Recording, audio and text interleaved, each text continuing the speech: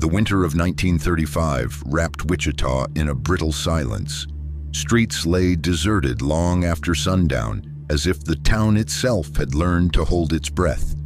To an untrained eye, nothing seemed unusual. A small Kansas city with its grain elevators, modest churches, and the rattle of freight trains carving through the plains. Yet the old police records suggest otherwise. Scattered notes, partial testimonies, and hurriedly scribbled margins reveal an unease that had already begun to spread before the first person disappeared. It began with doors, not broken into, not forced, but opened willingly. Neighbors recalled the faint sound of knocking late at night, always soft, deliberate, and oddly synchronized as if practiced. The people who answered remembered children waiting on the porch, a boy and a girl, usually no older than 10. They spoke little, if at all, and when they lifted their faces, there was something profoundly wrong. No whites in their eyes, just endless darkness where light should be. One surviving account came from a school teacher, Miss Evelyn Rourke, who reported a visit but had refused them entry.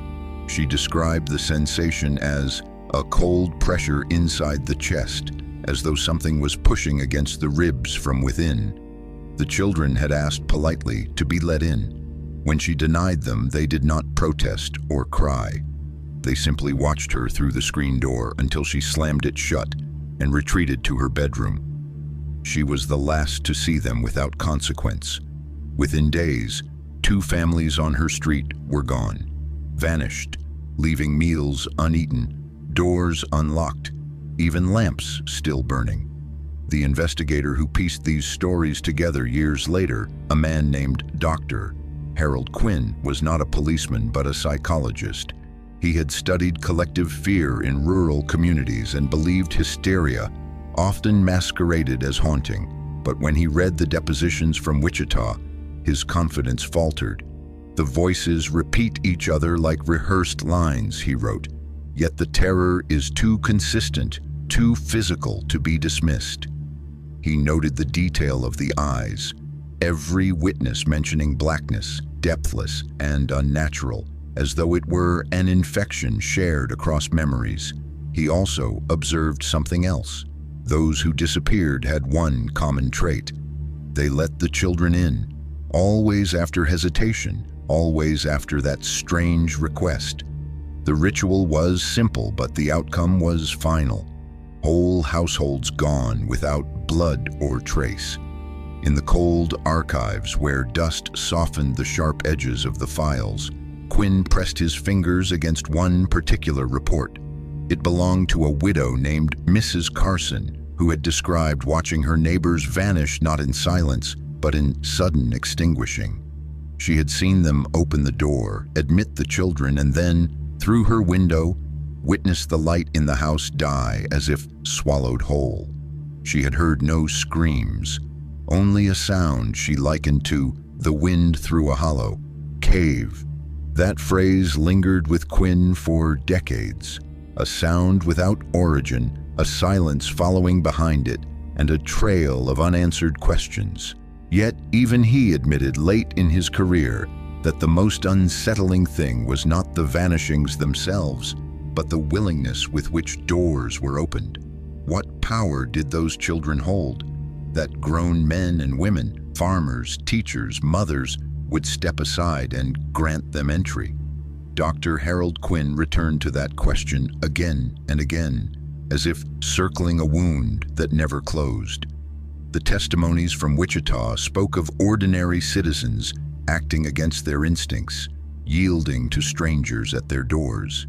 He believed the phenomenon must have been psychological, suggestion, intimidation, perhaps even mass delusion, and yet the details clung too tightly, as though stitched with invisible thread.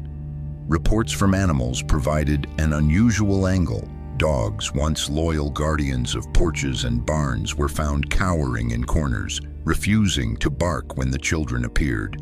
Horses would buck wildly at their approach, eyes rolling white, sweat breaking despite the cold. Farmers who had trusted their animals' instincts more than their own began to whisper that the creatures sensed something unnatural. Fear, Quinn noted, often begins not with words but with silence, the silence of animals retreating from what they cannot fight. The widow Carson's statement deepened his unease. She claimed that one night, long after her neighbors vanished, she awoke to faint tapping on her own door. She did not answer. From her window she saw two figures below, motionless, their faces lifted toward the house. "It was as though they already knew I was watching," she wrote, "and the longer I looked, the more I felt my own hands wanting to turn the latch." She survived only by staying frozen in place until dawn broke. Quinn studied her words carefully. What could compel a woman, alone and terrified, to nearly betray herself by invitation? He wondered if the children carried not only a visual disturbance, their black eyes, but also a force subtle and pressing, a gravity of suggestion that bent human will. His field did not yet have a name for such influence. Today, one might call it coercion or mesmerism, but in 1935, it lived in the shadows of folklore. I wonder, too, where you are listening from right now, perhaps in a quiet room with dim light, or walking beneath an open sky with only this voice to accompany you. If these echoes of the past reach you, perhaps you might leave a small trace in return, a thought or a word, so I might know you are out there, keeping company with the silence. The archive shows a troubling pattern. After the first families disappeared, others began to vanish beyond the city's edge. Farmsteads isolated by miles of fields, houses left standing like teeth in the jaw of the prairie. In nearly every case, neighbors recalled strange visitors beforehand. One farmer swore he saw 3 children walking together down a dirt road at midnight, their forms unbent by wind, their steps falling in unison. Another woman described hearing knocking not at her door, but at every window at once, as though surrounded. Still, no bodies were found, no tracks left behind, only absence, sudden and complete. Quinn felt the boundary between superstition and reality thin as he read these accounts. They reminded him less of crime and more of ritual, a ritual executed with precision, patience, and chilling silence. Each door was a threshold, each invitation a binding act. If fear alone could bend people to such submission, he asked himself, then what awaited those who actually opened the door? Dr. Quinn found his answer sooner than expected, buried in a report marked with smudged fingerprints, as though the writer's hands had shaken while recording it. It described the discovery of a family's home on the southern edge of Wichita. The front door stood open, rocking lightly in the wind. Supper sat untouched on the table. Beds remained neatly made, yet the family of 4 had vanished entirely. Their neighbors swore they had seen the children with black eyes walking the dirt lane the night before. The strange detail, however, lay not in the family's disappearance, but in the discovery of something else, a body behind the house, half hidden near the fence line. It was not one of the missing, but a farmhand who had worked nearby. The sheriff at the time suggested he might have stumbled upon something he should not have seen. His expression, frozen in terror, suggested more. His mouth was stretched wide, as though caught in a scream he never gave voice to. Quinn lingered on this first death. Until then, there had been vanishings without residue, mystery without evidence, but this was different. The Black-Eyed Children had left something behind. A victim to prove their presence was not only spectral but tangible. The official explanation was heat stroke, though it was February. Another file simply listed the cause as fright. Yet the farmhand's hands were bruised, the skin beneath his nails torn, as if he had tried to claw his way into the earth. Strangely, it was one of the children themselves who found him, or so the sheriff's deputy swore. He claimed that while surveying the property, a boy of about 10 had wandered up from the fields, pale-faced, eyes lowered. The deputy called out, but the boy said nothing. only pointed toward the fence where the body lay. By the time they turned back, the child was gone. That single moment burned itself into Quinn's study. Why would the very figure blamed for such horrors lead authorities to evidence? He began to suspect something deeper, a cycle of appearance and concealment. Perhaps the children were not hiding their work, but parading it, inviting recognition as if feeding off the spread of fear itself. The townspeople felt it too. Farmers began sleeping with rifles beside their doors, though bullets seemed useless against the formless dread. Families traveled in groups, church attendance surged, yet prayers whispered beneath stained glass could not erase the memory of those black eyes at the doorstep. Suspicion spread, and every knock at night, even by neighbors, sparked panic. Quinn saw the mistrust growing, thick as fog. People avoided eye contact, afraid that anyone, adult or child, could carry the darkness. Some even claimed to see blackness leaking into familiar faces, a spreading sickness of the gaze. Hysteria, perhaps, but the results were real. Feuds, accusations, and the unraveling of once solid community ties. The psychologist understood then that the disappearances alone were not the final danger. The children, whether real or imagined, had found a way to fracture an entire town without lifting a hand. They pressed people into suspicion, isolation, and despair. And yet, the question remained, written like a warning in Quinn's notes. If the children could unravel trust itself, what more deliberate design might they be working toward? The question echoed in Dr. Quinn's notes like the toll of a distant bell. It was no longer simply the vanishings nor the strange paralysis of those who survived the encounters. The true terror was the possibility of intent.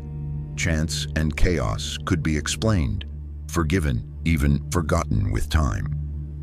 But design, cold, measured, and purposeful, suggested that Wichita was not a victim of random haunting, but of a calculated presence. Through interviews with survivors, Quinn began to chart a pattern that extended beyond coincidence. The children were not wandering at random. They sought out households in specific order, moving from neighbor to neighbor with chilling precision, as though mapping invisible routes across the city. When one family resisted, the children would return, night after night, until exhaustion and dread eroded their will. Others described subtle intrusions. Windows left ajar, though locked the evening before. The sound of faint footsteps inside the hallway, though no door had opened. One woman, a seamstress named Clara Miller, recounted the most unnerving visit of all. She claimed to have let the children in, not out of fear, but pity. They looked lost, she told the local priest before vanishing herself, cold like strays in winter. She offered them bread. She lit the stove. But as she described it, her words fell apart into trembling pauses. She would not or could not speak of what happened once they crossed her threshold. Only that they were polite, eerily so, and thanked her before she lost consciousness. By morning she was gone, her house left warm but empty, a loaf of bread still cooling on the counter. Quinn noted her account with a shudder. It was not the violence of the children that disturbed him, but the restraint. They knocked, they asked, they waited. When denied, they vanished without force.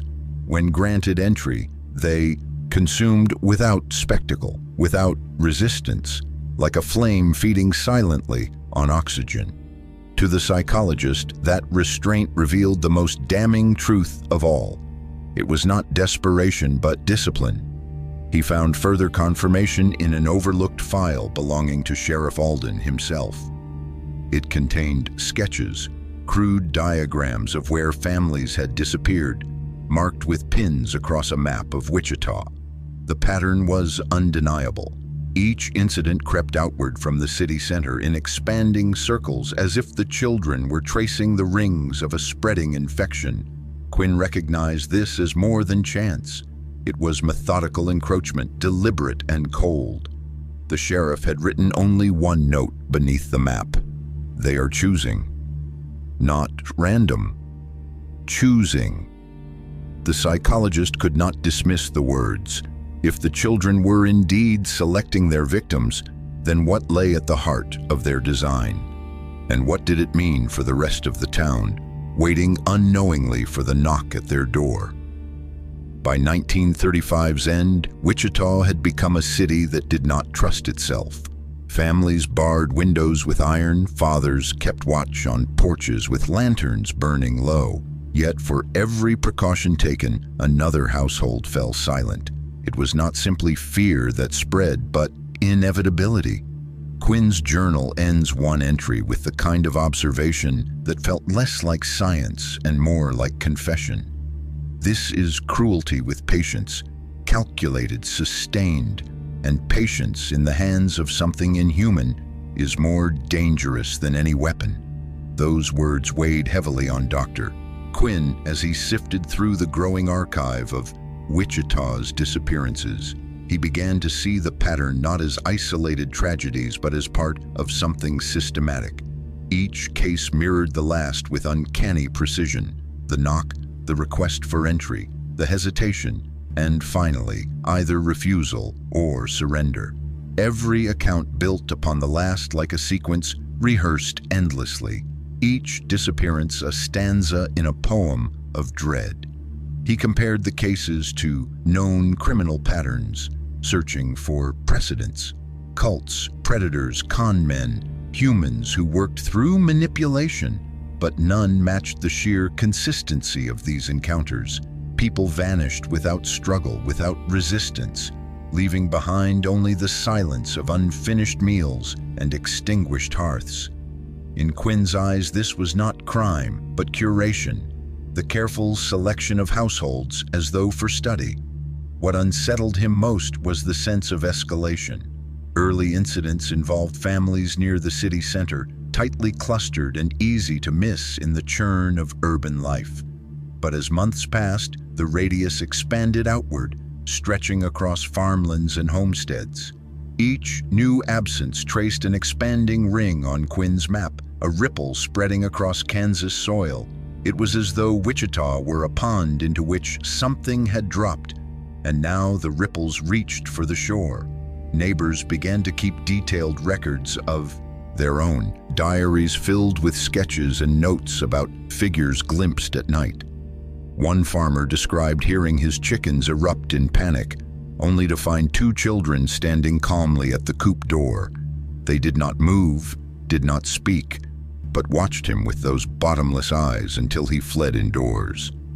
Another woman, aged and nearly blind, claimed she woke to find a boy sitting quietly at the foot of her bed. She said he did not ask to be let in. He was already there. By morning, her bed was empty. Quinn considered these reports alongside his own theories. Could the children's appearance be expanding in method as well as geography? Were they testing the limits of how far people's fear or pity could be stretched? He thought of Clara Miller, who had offered them bread, and how her compassion had sealed her fate. Perhaps the children did not simply feed on fear, but on the breaking of human boundaries. Kindness corrupted, trust inverted. In one of his most haunting notes, Quinn wrote, "It is not the disappearance of bodies that chills me most, but the disappearance of certainty. We no longer know whether the child at our door is real or not, whether the voice in the night belongs to a neighbor or something rehearsed." He feared that if such uncertainty continued to spread, Wichita might destroy itself without the children lifting a hand. Suspicion, after all, is its own contagion, and yet beneath all his analysis ran one unanswerable thread. If the children acted with such precision, then surely they followed something, orders, instinct, or design. If there was design, then there was purpose. And if there was purpose, then Wichita was not the end, but only the beginning. That thought clawed at Dr. Quinn as he began conducting interviews not just with survivors, but with those who claimed to have been approached by the children and had resisted. One such man, a machinist named Walter Hensley, described an encounter with remarkable detail. The children had stood at his porch late one night, their voices soft, almost formal. "We need to come inside," they said, though their lips hardly moved.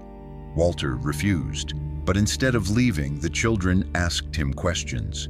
Simple ones at first: his name, whether he lived alone, how long he had been in Wichita. Then the questions grew stranger. They asked if he believed in fear. They asked what he thought happened after death. Walter swore their eyes did not blink once. Quinn seized upon this account. These were not the words of lost children begging for warmth. They were probes, indirect and unsettling, as though testing the boundaries of human thought. The questions themselves seemed designed to measure, to weigh, to find weak points in the mind. When Walter tried to shut the door, he felt a sharp pressure in his chest, as if the very air thickened. He forced it closed with all his strength, but afterward, he could not sleep for days, haunted by the echo of their voices. Other survivors shared similar stories, children asking not for food or shelter, but for answers. They posed riddles of morality, of memory, of trust. A farmer's wife recalled being asked whether she loved her husband enough to die for him. Another man, an elderly clerk, swore they asked him to name something he feared losing more than his own life. He could not answer, and the children left him trembling, his mouth dry, his heartbeat stuttering. Quinn realized then that the children were not only taking people, they were studying them. He grew convinced they were searching for something, and that every disappearance was part of a larger experiment. Yet to what end, he could not guess. He noted a disturbing consistency across the files. Those who failed to answer the questions, or answered too slowly, disappeared within the week. It was as if the children marked them, like chalk on a doorpost, returning when the time was right. The thought filled Quinn with dread, for it meant the children kept records of their own. Lists no one would ever see. By spring of 1936, whispers reached Quinn that the sheriff himself had received a visit. Alden never spoke of it publicly, but his deputies noticed the change. The man grew thin, restless, speaking less with authority and more in riddles, as though part of him were elsewhere. In his desk drawer, Quinn later found a slip of paper with a single sentence written over and over. "They already know my answer." The implications were clear. The children did not need weapons or force. They dismantled people with questions, prying apart the fragile seams of thought until nothing held. And once a mind yielded, the body soon followed. Quinn closed his journal one night with a shaking hand. He wrote a final line before the ink bled across the page. "They are not only at the door, they are inside the mind." Those words carried Dr. Quinn into darker territory, where ordinary explanations no longer sufficed. If the children could influence thought itself, then evidence of their presence might not be found in missing persons alone, but in places where the human mind had already broken under strain. He began searching abandoned houses, school basements, anywhere that might conceal what official records had overlooked.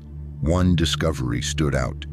In a boarded-up farmhouse north of Wichita, Quinn found a room unlike the others. The air was stale, the walls marked with faint scratches, but on the floor lay papers, crumpled notes, crude diagrams drawn in charcoal. They depicted doorways, circles, and human figures standing beside dark silhouettes of children. Some lines radiated outward as though charting movement across the city. The handwriting was inconsistent, sometimes jagged, sometimes neat, as if written by different hands or guided by different states of mind. Among the pages was a list of names. Some were already known to Quinn, families marked as missing in official reports. Others were unfamiliar, perhaps victims never recorded or those yet to be taken. The realization froze him. Someone had been keeping a record long before he had. Whether it was one of the children themselves or a human drawn into their design, he could not tell. Pinned to the wall was the most chilling artifact of all, a child's drawing. Two figures stood before a house, their eyes dark circles that swallowed the page. Inside the house, stick figures lay prone as though asleep. Beneath, in a shaky hand, were written the words, "They let us in." Quinn felt a deep unease. This was not the product of random hysteria, it was a progression. Each paper, each sketch suggested a series of experiments, small at first, then expanding, deliberate. He realized that the children had escalated not only in number but in method. From knocking at doors to asking questions, from simple visits to orchestrated disappearances, each stage brought them closer to something larger. The psychologist began to wonder if Wichita was a proving ground, a place where the children refined their practice, testing obedience, studying fear, recording outcomes. If that were true, then the farmhouse was more than a hideout. It was a laboratory. The sheriff refused to acknowledge the discovery, dismissing the papers as the ramblings of an unstable squatter. But Quinn could not shake the sense of intelligence within them, a structure too deliberate to be dismissed. He took the notes with him, fearing they might otherwise be burned. For days afterward, he felt watched, though no one followed him on the street. At night, he swore he heard tapping, not at his door, but against his window, soft and rhythmic, like knuckles on glass. What troubled him most, however, was not the drawings, but the sense of time. The diagrams seemed to track not just past events, but future ones. Entire streets were marked with dates weeks ahead, as though the children, or whoever worked with them, already knew where they would go next. It meant the vanishings were not random acts of intrusion. They were steps on a path, unfolding with unnerving precision. And Quinn, holding the evidence in his shaking hands, understood the question no longer was who had disappeared, but how long before his own name appeared on such a list. That thought haunted Quinn as he carried the papers home from the farmhouse. He locked them in a drawer, but the act gave him no comfort. Each time he closed his eyes, he saw his own name scrawled in that uneven hand, already chosen, already waiting its turn. He wondered whether the children, or whatever force guided them, allowed him to find the farmhouse deliberately, as if they had left the documents for him to discover, baiting him deeper into their design. When he tried to bring his findings to the authorities, he encountered resistance. The sheriff, pale and exhausted since his own encounter, waved the matter away with irritation. "You're letting your imagination run loose. Doctor," he muttered, his voice cracked, as though he no longer believed his own words.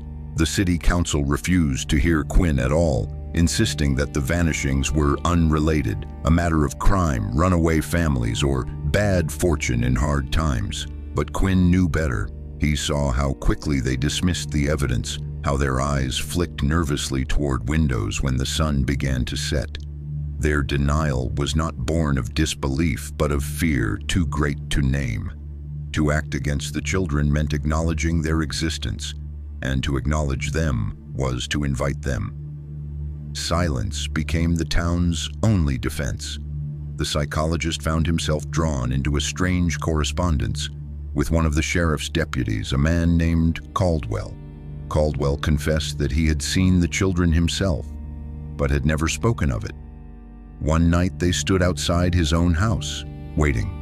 He did not open the door, but he swore they whispered his name, each syllable elongated as though they had been practicing it. When he confronted Sheriff Alden the next morning, the older man's only response was a hollow laugh.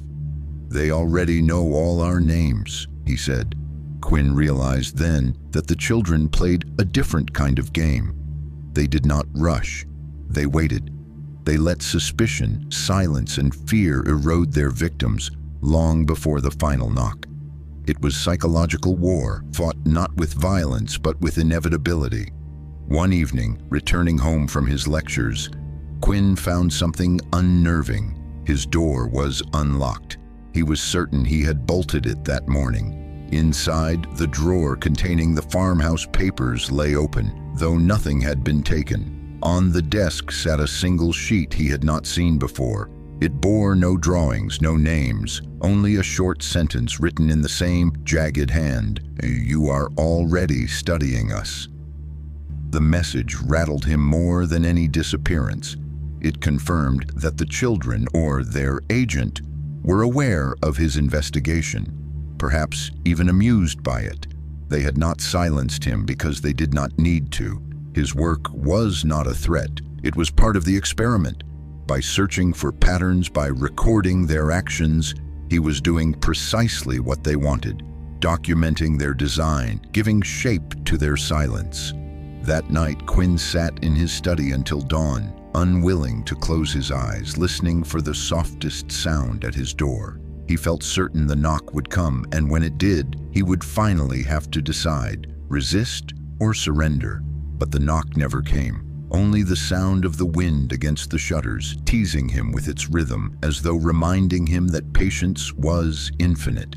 The phrase echoed in Quinn's mind like a threat disguised as a whisper. If patience was truly their weapon, then no barricade, no sleepless vigil could defend Wichita forever. The children could wait, silently eroding the will of every household until even the strongest among them opened the door. Quinn knew the circle was tightening, and the question was no longer if they would return, but who they would claim next. It was then that he noticed the shift. The children were no longer confined to isolated farms or families at the city's edges. They had begun to encroach upon his own circle, the colleagues who aided his research, the few confidants who dared to listen. One by one, they reported encounters. A friend at the university, Professor Ellery, told him of faint knocking against his office door, though the halls were empty. A former patient described waking to see two figures standing beside her child's crib. Another associate confessed that his nephew had gone missing after letting in two children who seemed like cousins. The pattern could not be ignored. The children were drawing closer, not only geographically but personally. Quinn was no longer an observer of events. He had become part of the sequence. His allies were being thinned. Their families dissolved into silence, leaving him increasingly alone. For the first time, Quinn began to consider defense not as documentation, but as confrontation. Could the children be resisted, not merely delayed? He experimented with measures both rational and desperate. Iron locks, lanterns burning all night, passages from scripture pinned to doors. None provided certainty. Those who attempted to confront the children directly rarely spoke afterward, or vanished within days. Yet the silence of inaction was no protection either. It was a widow named Margaret Hale who forced his decision. She came to him trembling, claiming she had received a visit 3 nights in a row. The children had asked her to let them in. She resisted, but her resolve weakened each time. On the 3rd night, they spoke her late husband's name, in perfect imitation of his voice. She admitted she almost unlatched the door. "If they come again, I don't think I can refuse," she confessed, tears streaking her cheeks. Quinn knew she would not survive another encounter, but he also knew that by protecting her, he was inviting the children's gaze more directly upon himself. Still, he could not abandon her. He prepared a plan, simple, untested. He would remain with her through the night, face the children if they came, and record the encounter not with pen, but with presence. For the first time, he would risk stepping out of the role of observer and into that of participant. The night stretched long and silent. The lamps burned low. Hours passed, and no knock came. But as dawn neared, Quinn felt a change in the air, a stillness that pressed against his lungs. Margaret stirred, her eyes wide, staring at the door. The sound came then, 3 gentle taps, deliberate, patient, inevitable. The sound was so soft it might have been mistaken for branches against the siding. Yet both Quinn and Margaret knew better. It carried a cadence, a rhythm too intentional to belong to the wind. The widow's hands trembled in her lap, her lips moving silently as though in prayer. Quinn rose slowly, each step toward the door echoing louder than the knock itself. He felt not only fear but a crushing weight, as if the act of approaching the threshold placed him in the middle of a centuries-old ritual. He stopped just short of the door. "Who is there?" he asked, his voice rough, though he already knew. Silence followed, heavy and unbroken. Then a voice, small, almost tender, spoke through the wood. "We are cold. May we come in?" Margaret gasped, her body lurching forward as though compelled to open the latch. Quinn seized her wrist, holding her back. The voice returned, this time deeper, a boy's tone strangely rehearsed. "We are hungry, please." He had read the accounts 100 times, but nothing could have prepared him for the reality of hearing those words. They struck at instinct, bypassing reason. He felt his hand twitch as though his body betrayed him, eager to comply. Only the memory of Clara Miller, the seamstress who had spoken of pity before vanishing, kept him grounded. "Why do you come here?" Quinn demanded, forcing steadiness into his voice.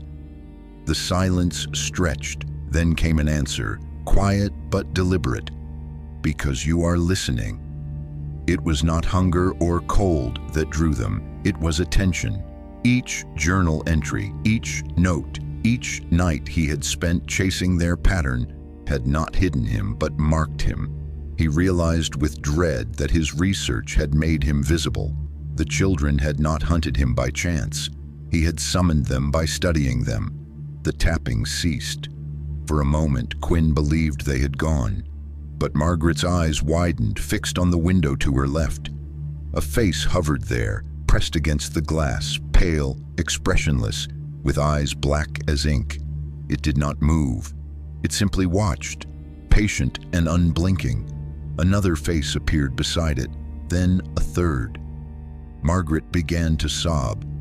"I can't bear it," she whispered, clutching Quinn's arm. "I can't stand their eyes." Quinn forced himself to look, though his stomach turned. He noticed something he had overlooked in countless testimonies. The children were not identical, but their features blurred into sameness the longer one stared. Faces that at first seemed distinct melted into repetition, like copies drawn from a single image. It was less a group of children than a single presence multiplied, refracted. He pulled Margaret back from the window. The faces did not vanish, nor did they press closer. They only waited, watching, their silence more terrible than any demand. That night, Quinn recorded his conclusion in his journal. They do not knock merely to enter houses. They knock to test, to measure, to erode. Each refusal makes them stronger, not weaker. Resistance is not victory, it is invitation to return. And as he wrote those words, he heard the faint scrape of fingernails against the wood of the door, a reminder that refusal was only the beginning. Dr. Quinn carried those words with him into every hour of waking and restless sleep. He realized the children had shifted their focus.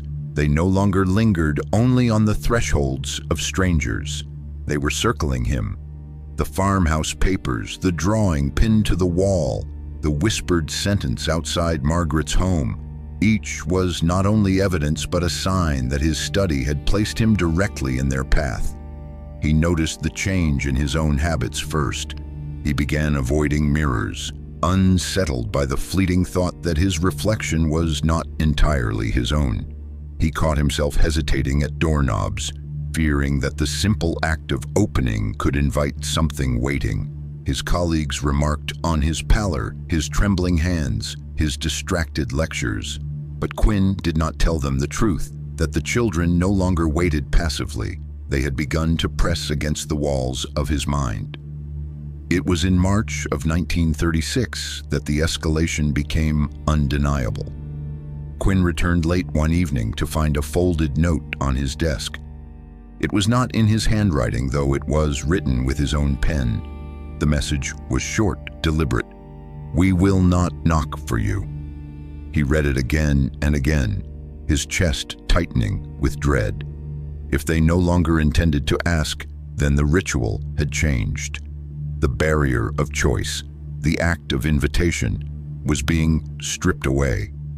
That thought chilled him more than the vanishings themselves, for it meant the rules he had relied upon no longer held.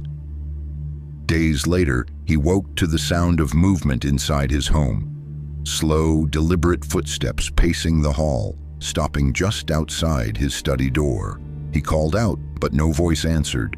When he finally dared to open it, nothing was there. Yet on his desk, his journal lay open to a page he had not written. Scrawled across the paper in uneven lines were the words, "Already inside." From that moment, Quinn understood he had become their target, not merely as an observer, but as a subject. The children no longer tested his resolve at the door. They invaded his solitude, his work, his thoughts. At times, he could almost sense them waiting for him to falter, to open not the latch of a door, but the latch of his own mind. The widow Margaret, too, felt their reach. Within a week of the night they faced the knocking together, she vanished. No broken locks, no overturned furniture, simply absence, as if she had dissolved into the air. Quinn blamed himself. His presence, his defiance, had only drawn the children closer to her. And yet, part of him could not shake a darker suspicion that Margaret's disappearance was not punishment, but demonstration. A message delivered in silence, showing him what awaited should his resistance collapse. He confided in no one now. The town whispered still of vanishings, but Quinn knew the children had narrowed their focus. It was no longer Wichita that trembled, it was him. And as he wrote his final entry that week, his hand trembling, he admitted what he had avoided for months. "The circle is closed. They do not study me any longer. They are waiting to claim me." Quinn's words were no longer an analysis, but a confession. He had crossed from observer to hunted, and the transition was unmistakable. The once rational man of science now carried himself like a fugitive, eyes darting at shadows, ears straining for the slightest sound that might betray their approach. He told himself he was preparing, but deep down, he knew he was only prolonging the inevitable. The confrontation came sooner than he expected. One evening, as twilight bled into night, he left his office and stepped into the street. The lamps flickered weakly, throwing more shadow than light. That was when he saw them. Two figures at the end of the block, motionless, their outlines sharp against the dim glow. Children, waiting. Quinn's pulse quickened. He turned, intending to retreat into the safety of his office, but another pair of figures blocked the way. They stood shoulder to shoulder, small and silent, their black eyes reflecting the faint lantern light. The street had become a corridor, and he its prisoner. For the first time, Quinn felt the rawness of physical danger, not just the psychological grip. The air thickened, pressing against his chest.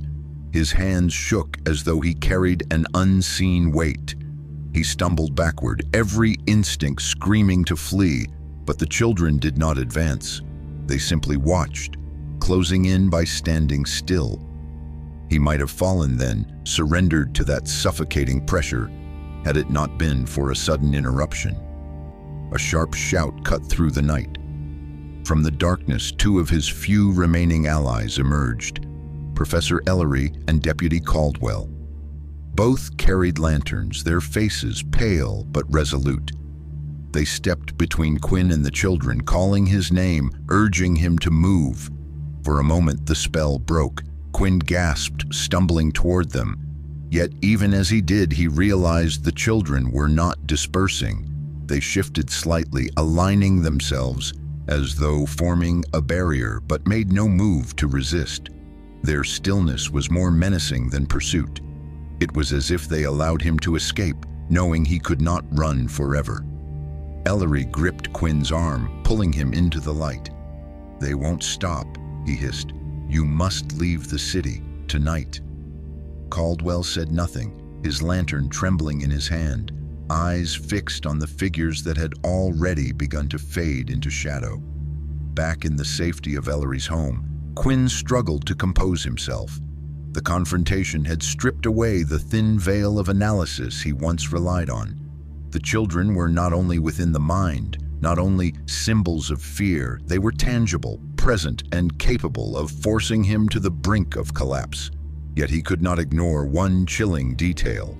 When they had him cornered, they did not act. They watched. They waited. They let him go. Quinn scrawled his thoughts with trembling hand. This was no failed attempt. It was demonstration. They wished me to see their reach, to feel their patience, to know escape is permitted only because it amuses them. They remain in control. And as he wrote, he could not shake the certainty that the confrontation was not the end, but the first step into a deeper snare. Those words were not exaggeration. Quinn soon discovered that the children's game had shifted once more. Within days of the confrontation in the street, he was taken, not by the children but by men in uniform. The city, desperate to silence hysteria, declared him unstable. He was escorted under guard to the state asylum on the outskirts of Wichita. His protests meant little. His journals were seized, his lectures discredited, his name whispered only with pity. The irony was not lost on him. He had spent months documenting the psychological erosion of others, only to be cast into the role of patient himself. The asylum's gray walls closed around him like a coffin, and the corridors reeked of despair. Yet what unsettled him most was not the confinement, but the knowledge that the children had followed. On his second night, he awoke to the sound of knocking, not at the cell door, but within the walls themselves, soft and measured. When he told the staff, they dismissed it as nerves, but other patients began to whisper of figures standing at the barred windows, pale faces pressed against the glass. Some claimed to hear their names spoken in the dark, syllables stretched in that familiar, rehearsed cadence. The staff tried to explain away each incident, but Quinn recognized the pattern instantly. The children had no need for doors here. The minds inside the asylum were already fractured, easier to enter. He saw how quickly patients deteriorated after the supposed visits. Those who once muttered nonsense now fell into deep silence, staring blankly as if something had been drained from them. The director of the institution, Dr. Winslow, regarded Quinn with a wary eye. "You are clever, doctor," he said one evening, "but cleverness feeds delusion when left unchecked." Yet Quinn noticed the man's hands trembled when the lamps flickered at night. He knew denial when he saw it. Winslow, too, had heard the knocking. What chilled Quinn most were the children's performances of emotion. They no longer confined themselves to silence. One evening, he swore he heard a girl weeping just outside his cell. The sound was fragile, desperate, the sobs of someone abandoned. Against his better judgment, he rose and approached the barred door. Through the sliver of shadow, he glimpsed her face. For the first time, there were tears, yet her black eyes betrayed no grief, only reflection, mirroring his own image as he stared. The performance ended the moment he stepped back. The sobbing ceased, the figure gone, leaving only the echo of his own breathing. He understood then that the children were no longer only frightening. They were imitating human sorrow, feigning weakness, learning the intricacies of empathy in order to manipulate it. It was deception sharpened into weapon. Quinn wrote feverishly in scraps of paper, smuggled from the asylum staff. "They are not trying to frighten us anymore. They are trying to convince us. They mimic grief, mimic need, until pity overwhelms reason. That is how doors are opened, not only in homes, but in hearts." And each night, as he lay in the narrow cot, he felt the weight of that truth pressing closer. The children no longer needed him to open a door. They needed only for him to believe. Belief was the final lock, and Quinn knew it.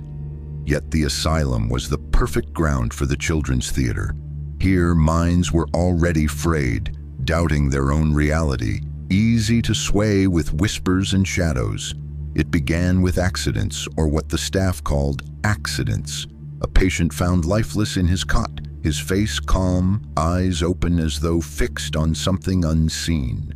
Another collapsed in the courtyard, body intact, no cause the doctors could name. Each incident was brushed aside, but Quinn saw the pattern. The children were practicing inside walls meant to contain them. One night, while the ward slept, Quinn heard a commotion down the hall. By the time he reached the barred window of his cell, the corridors were filled with panic. A nurse had disappeared during rounds. Her lantern was found still burning in the corner, her keys dangling from the lock of a patient's room. Witnesses whispered that she had been speaking softly as though to someone unseen before vanishing between one breath and the next. Rumors spread quickly among the patients, but Quinn suspected the children themselves encouraged it. He noticed strange markings appearing in the journals kept by inmates, symbols, numbers, phrases that matched the farmhouse notes he had once found. The influence was contagious, infiltrating the fragile minds around him. They were writing in a language that was not their own, yet every page seemed part of a larger code. It was only when Quinn gained access to one of these journals that he understood the scope. Inside, beneath incoherent scribbles, were deliberate entries that formed a sequence. Each page paired a name with a date, alongside crude symbols of doors and eyes. Quinn felt his blood run cold. The children were not merely haunting, they were recording. Just as he had tried to document them, they were documenting him and everyone else trapped within the asylum. The coded pages revealed something worse, a progression. The early marks suggested testing, questions, visits, hesitation. Later marks escalated to disappearances recorded with chilling simplicity. At the end, one phrase repeated over and over in different hands. The door was opened. Quinn realized the children had mastered a way to spread their will even without presence. They did not always need to knock or to stand at the threshold. They had found conduits in the minds of the weak, turning human hands into record keepers, human voices into echoes of their own. The asylum was no longer a prison for Quinn, it was a vessel for them. The night he pieced this together, he felt the air change again, heavy and electric. In the far corner of his cell, his journal lay open though he had not touched it. A fresh line of writing spread across the page before his eyes, the pen moving without his hand. "You will open the last door for us." The words burned into Quinn's mind long after the ink dried across the page. He stared at the journal, his breath shallow, aware that the pen had moved without his hand. That single line was not merely a threat, it was a prophecy. The children had no need to wait at thresholds any longer. They had already crossed into the deepest chamber of his will, and there they waited for him to act on their behalf. The asylum grew quieter in those days. Patients who once cried through the night now lay in still silence, their gazes vacant, as though something had already hollowed them out.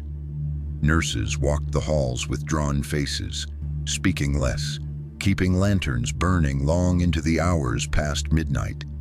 Quinn felt the institution itself sinking into a strange paralysis, its order dissolving in quiet submission. Then came the final disappearance. Dr. Winslow, the director who once dismissed Quinn with weary logic, was gone. His office stood undisturbed, his coat still hanging on the rack, papers neatly stacked on his desk. Only one thing was different. In the center of the desk, beneath the pool of a still-burning lamp, lay a journal. Not his own, but one written in the same jagged hand that haunted Quinn's farmhouse discovery. On the final page were 4 words etched deep into the paper: "The last door opens." The staff grew restless, but no search was launched. It was as if the entire asylum agreed without speaking that Dr. Winslow had joined the others in silence. Quinn understood then that the children's reach had gone beyond the limits of one city, one institution. They were no longer content with doors of wood and iron. They were reaching through human minds, one after another, widening the passage until resistance itself became meaningless. In the early hours of morning, Quinn stood at his barred window, watching the horizon fade from black to gray. That was when he saw them. Not two, not three, but a line of children stretching along the perimeter of the grounds, their forms pale against the rising light. They did not move. They did not knock. They only watched, their endless eyes reflecting the dawn. He felt no fear then, only a hollow clarity. They had never been chasing him. They had been guiding him. Each note, each whisper, each silence had been a step leading here, to this vantage, to this moment of surrender. The asylum walls were meaningless. The locks, the guards, the rituals of refusal, none of it mattered anymore. He was the last door, and they had waited patiently for him to see it. Quinn's final entry, recovered years later in fragments, ended without conclusion. The ink trails off mid-sentence as though his hand had been pulled away. Some who studied his work later argued that he succumbed to madness, that his journals were the unraveling of a brilliant but broken mind. Others whispered that he vanished as so many before him, claimed not by disease or despair, but by the children themselves. No body was ever found. No grave was marked. Only the echo of his words remained. A man who had tried to explain what others dared not name. And in Wichita, stories still surface. Quiet knocks at midnight, children with endless eyes asking softly to be let inside. Perhaps they are echoes of old fears, or perhaps the design Quinn feared was never completed. For the truth is this: vanishings have continued, scattered across years and towns, never fully explained. And always someone recalls the same small detail, a pair of children at the threshold, their voices gentle, their eyes black, asking for permission. So the question lingers, unanswered, suspended between silence and belief. If they come to your door, will you let them in?